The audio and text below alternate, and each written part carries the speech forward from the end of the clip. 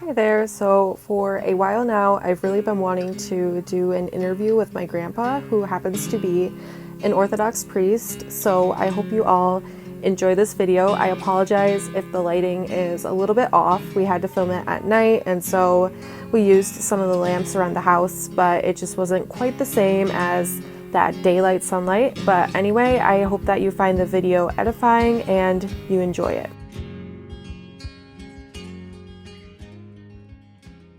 Hi there, welcome back to my channel. I thought I would switch things up this time around and interview my grandpa, who actually happens to be a priest. So why don't you introduce yourself a little bit to the audience? I am Father Thomas. I'm an archpriest in Brokhor, the Russian Orthodox Church outside of Russia. And I've been a priest since 82. It's been a long time. Yeah. We live in Wisconsin here. Anyway, we moved here in 1988, and I have a small parish that's unfortunately, see this stick here? I don't really need it to sit down, but my son thought that it would look cool if I just only this stick. So okay, I hurt my back. I worked in a factory for 26 years, and it resulted in a back injury, and it came to the point where I could no longer serve the liturgy. I can't be trusted to hold chalice, so, but I still serve here at services apart from the liturgy. So, what was your question? Well, what brought you to the Orthodox faith? Well, okay, what brought me to the Orthodox faith? Okay, well, of course, it's a long story, of course, but I was raised a Protestant.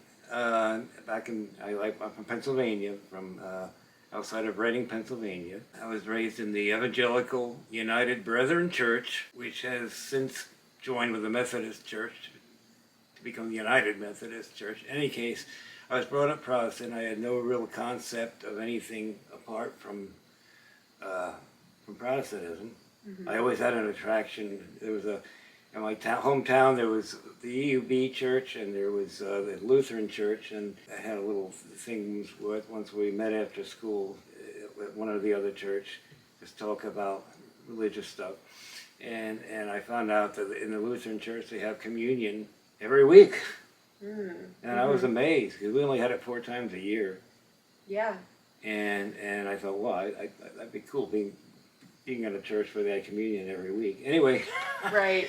as I grew up, I got more and more disenchanted. I went all the way, as a teenager, maybe, what was I, 12, 13, and I went through the confirmation classes. Mm-hmm. And by that time, I'd already pretty much given up on the faith. Yeah. It just didn't appeal to me. It seemed like it was just that the church, there was no spiritual component to the church. It was just like morality, moral standards. Right. Don't smoke, don't drink. Yeah. Don't do bad stuff. And that was about it. And I just didn't find that fulfilling. Right. I was looking for from my earliest age. I was looking for something deep. I remember as a little child walking down my home street, Percy Avenue in West Lawn, Pennsylvania, and just thinking about eternity and being totally distressed, because I couldn't wrap my head around it. Yeah. I just had these deep issues that I was trying to understand. Right. And another time, I was walking. My sister Evelyn took me for a walk. I was the youngest of 5. My sister Evelyn took me for a walk, and I asked her, "Well, what happens after we die?" And she said, "Oh, nothing. You just die." And I started crying like crazy. Yeah, understandable. It was a trauma. Right. Yeah. I thought, what? Yeah. Nothing happens after I die. That's a scary thought. I've always had this fear of nothingness, of just not being, just that you die and then that's it. You can't think anymore. You don't exist anymore. Right. And that to this day, that's my biggest fear. Yeah. Of course, now I have the faith that assures me that there is something after death. Definitely. As I grew up, I was searching. I was always searching. I started reading books about paranormal things. Sure. About life after death, about ghosts, about things that aren't generally outside of what most people believe. Right, yeah. I started reading these books. Yeah. And my brother, my oldest brother Bill, he subscribed to a magazine, Fate magazine, Okay. Experiences of Paranormal, or something like that. Mm-hmm. And every time we went to visit my brother, I would peruse this magazine. I was, and I got really interested in these like Rosicrucianism and things like that. In fact, my uncle, well, I'll just talk my uncle Ray. He was a Rosicrucian. And he introduced me to a book called The Rosicrucian Cosmoconception, which was, it just explained everything. Okay. Explained everything. Mm-hmm. I mean, not obviously it was false knowledge. Right. Yeah. Yeah. But at the time, I just was looking for the truth. For, right. What really? Why am I here? What's the purpose of life? Sure. Yeah. Yeah. And so from there, I started reading more and more deeply into the occult. Like, eventually, I got into Aleister Crowley and the Order of the Golden Dawn, and all of that Hermetic philosophy and whatever. To me, that was the truth. Yeah. I finally found the truth. So I read a lot, and I tried to do various meditation techniques. I tried to do out-of-body travel, which I was never able to do. I was never able to do anything much in terms of what I was reading about. Right. But I knew that it was real. Mm-hmm. Pretty much that was my younger years. And when I got to college, I was still into all this. We used to call it the occult. Now they call it New Age. Yeah. Mm-hmm. And back then, it was really obscure. Most people had no idea. Reincarnation, karma, things like that are now like common household terms. Right, no, nobody knew anything about that stuff. Not as popular, yeah. The Dalai Lama. Who's the Dalai Lama? Now everybody knows the Dalai Lama now, but back then it was like, oh, this is Dalai Lama back in Tibet, in this mystical land, whatever. But at that point, I'd given up on the church. I mean, I wasn't going to church. I take that back because I got involved in the Quakers. Oh, okay. Yep. Just cool going there and just sitting for an hour. Meditating, and somebody would get up and say something or whatever. Yeah. And in fact, my wife and I were eventually married in a Quaker meeting house. But it wasn't because I had any kind of Christian conviction. It was just, and I liked the girls there too. Yeah. Yeah. Right. Oh, and so anyway, so I ended up going to college, and I went to first year I spent at Penn State University in State College, Pennsylvania. Didn't know what I was going to do with my life. I'm still not sure. I guess I've got some ideas. Anyway, they gave me a list of possible majors, and the only one that looked like might be kind of interesting was anthropology. So I started out in anthropology, and then I really didn't like it at Penn State. For one thing, it was just too big. Right. Like 50,000 students or something. I don't know. And I had to ride my bike like a mile across campus just to go to class. And plus, there weren't a lot of girls there either. It was like 4-to-1 male-female ratio. Right. And I was shy anyway. Yeah. To be honest, I don't know. I was a teenager. Right. Yeah. So anyway, I thought I would try joining a fraternity. Found one that I liked. I thought they voted me into it, but then I got one black ball. And because I said that if I don't get into a fraternity, I'm not going back into the dorms. They don't like the dorms. Yeah. And if that happens, I'll transfer to another college. Okay. Yeah. Well, that happened, and I transferred to Temple University in Philadelphia. Okay. And how did you like Temple University? I liked it. Yeah. Not really. I mean, well, somewhat smaller. Yeah. It was in the slums of North Philadelphia. You don't want to walk there at night. Right. But it was kind of exciting. I would never live in a big city. Okay. And it was kind of exciting. Okay. At the time. And anyway, that's where I met my wife. Yep. Her name was Riddell at the time. Her name is, when we converted, she became Elizabeth. But we met in an elevator.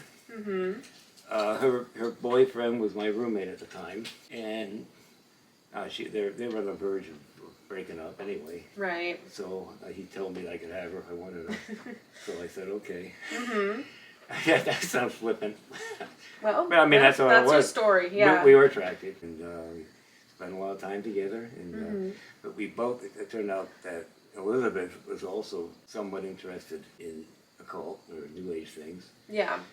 Not to the extent I was. Turned out at one point that we saw a advertisement for, they had these free university classes. Anybody could come in and teach a course on whatever that you didn't get credit for. But Right. so there was somebody who was giving a course on the Western Mystery Tradition. Mm-hmm. And that's exactly what I've been looking into, with Aleister Crowley and all of that. Right. And so, let's go to that, see, find out what that's about.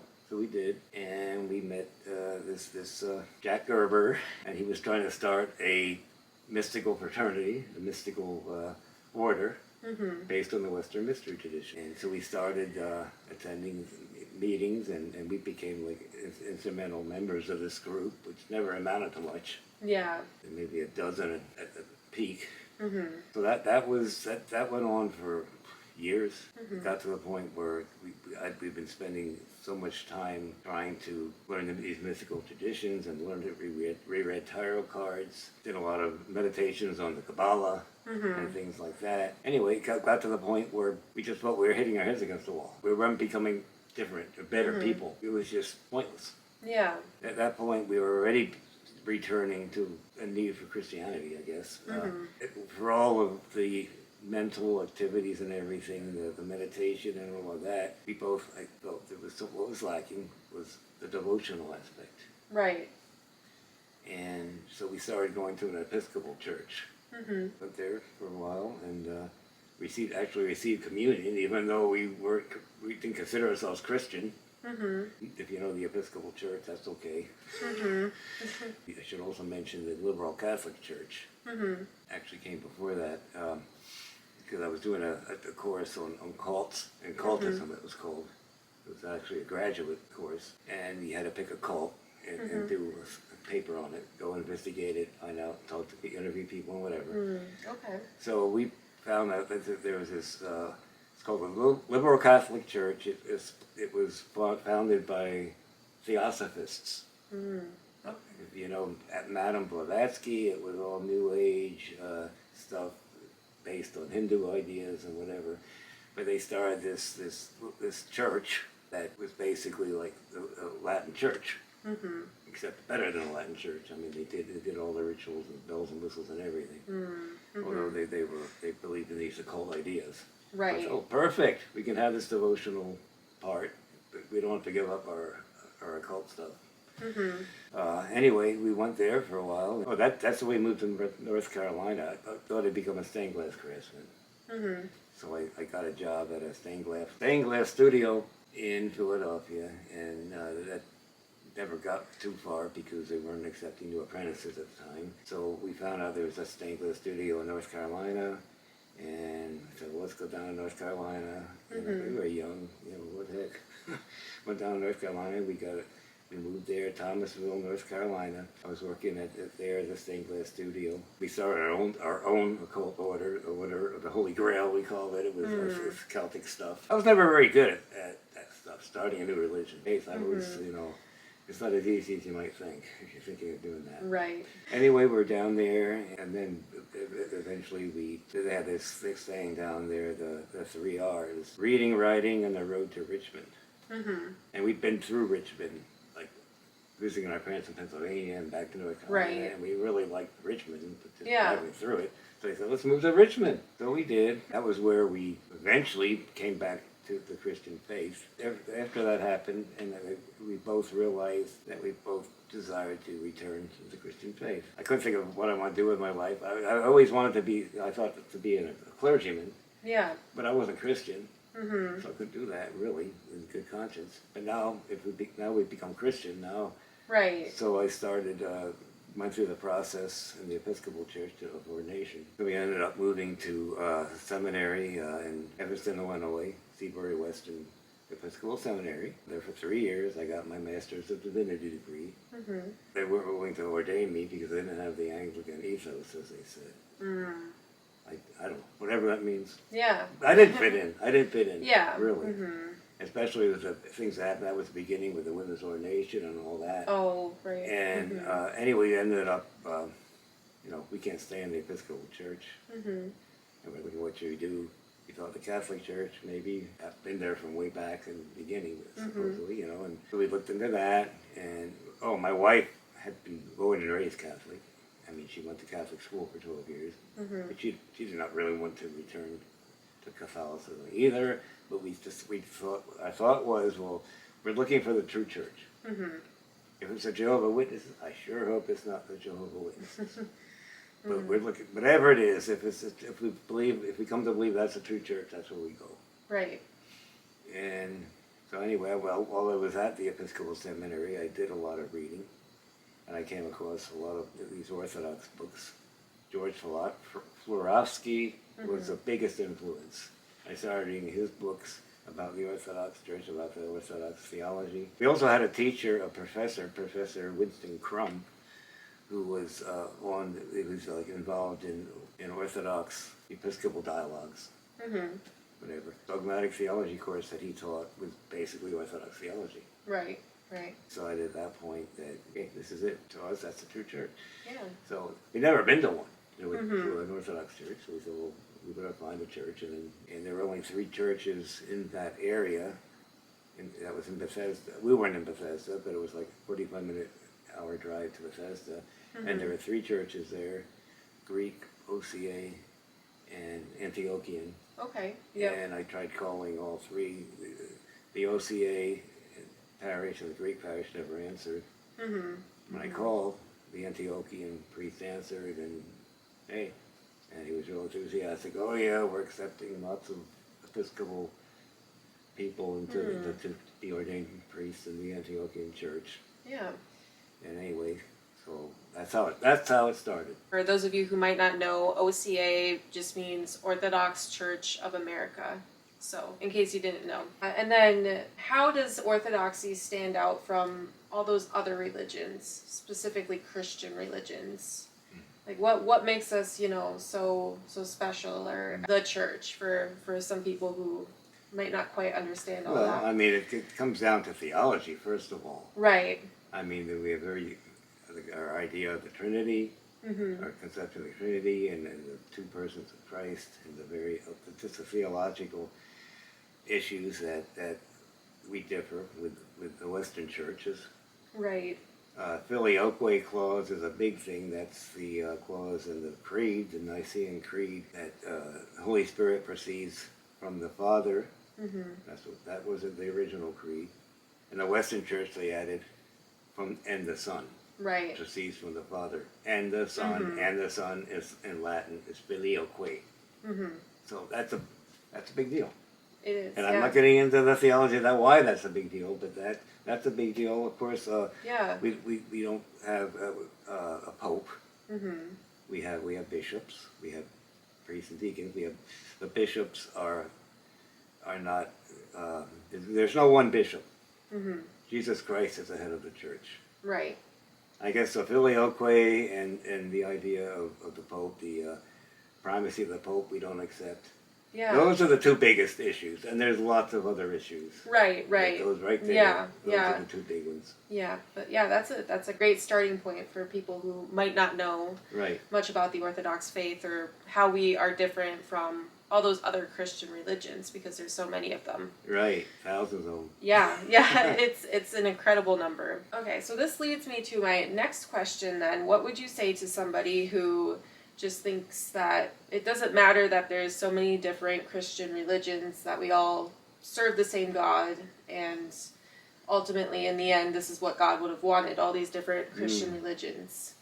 Well, does that make sense? I mean, if there is a true church, that is the church. How could there be? If the church is the body of Christ. Right. Does Christ have many bodies? No. Doesn't make sense. Right. Yeah, it doesn't make sense. There's one Holy Catholic Apostolic Church. That's in the Creed, the Nicene Creed, that goes back to in its final form back to the 4th century. Right. One Holy Catholic Apostolic Church. Right.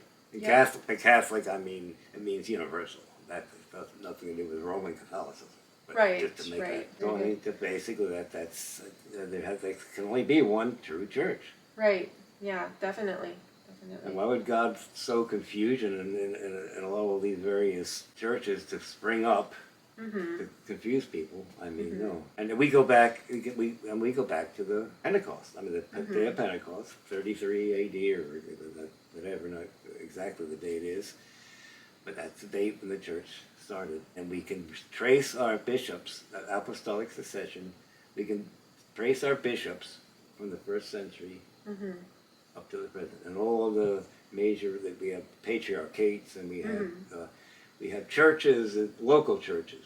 There's the Russian church, there's the Greek church, there's the Romanian, Bulgarian. Right. But I mean, these are all, they're all Orthodox. We all believe the same thing. There's no pope over, the universal pope ruling the church. Christ is ahead, and the Holy Spirit guides us into all truth. That's what it says in the Bible, that the Holy Spirit will guide you into all truth. Yeah. And we believe that. Yep. It doesn't matter. Sometimes it's not easy. Like in our case, it took a while, a lot of struggles till we found that truth. Right. We found it. Yeah, thank God you did, I hope that many other people do in these times that are ahead, that I think are very difficult for everybody. And we have to have a firm faith in order to survive the coming tribulations. Definitely. So to kind of wrap this up, what would you say would be a good starting point for somebody who is interested in Orthodoxy, but just really overwhelmed by everything and not really sure where to start? Well, the first place to start is find an Orthodox church and just start attending. You can start attending that church, even if you begin with Saturday evening Vespers. Sunday morning, of course, we have liturgy, divine liturgy, Holy Communion. Start attending the church, because that's you have to experience it. Right. Yeah. Of course, there's lots of good books out there, a lot of good translations of the Church Fathers and Orthodox theology, and the Orthodox Church by Callistus Ware is a good starting point as far as reading about the faith. Yeah. And there's other good introductory books. Way of a Pilgrim. Okay. Yeah. About a man walking through Russia saying ceaseless prayer. Anyway, it's a very interesting book. Yeah. I mean, there's lots to read. Right. But Orthodoxy is a religion not of the mind so much as of the heart. Yeah. For sure. So you really can't. You have to experience the faith firsthand, and you do that by attending the liturgy. Talk to the priest. Yeah, that's really good. And if you of course, the problem is in some areas the closest Orthodox church is a long way away, and that's unfortunate. But it's worth the travel if you have to travel to it. Definitely. And so, kind of on the topic of books, could you maybe explain a little bit about the books that you have written in the past? I think that my audience might find them interesting. They're not outright religious. I've written eight books of novels and stories, and they're available. If you want to look up, you can look them up on Amazon Books. Yeah, and I'll put a link down in the description. And that'll give you a brief description of what's in the book, of what the novel's about. Okay, yeah. So yeah, I'd rather me trying to categorize them. Well, that's okay. They're kind of quirky. They're kind of quirky. That's what I was saying. That's all right. Yeah, and some of them deal with like UFOs and things like that. Yeah. UFOs, by the way, are demons. Don't let anybody fool you. Right. But they deal with like paranormal stuff, not necessarily an overt Christian context, but it's like C.S. Lewis and his books, or Tolkien. Now, they're Christians and they have Christian themes, but they're not in your face. If you guys happen to like C.S. Lewis or Tolkien or any of them, maybe check out my grandpa's books. Check out you might like them. At the website too. Father Thomas Cole. Yeah, and do you have anywhere else if anybody would like to ever contact you? Maybe an email address that you use? So I'll put that on the screen then. It's Father Thomas Cole at Yahoo. Okay, yeah, I'll put that up on the screen too and in the description box below. Well, thank you all for watching. I hope you enjoyed this video, and until next time, bye.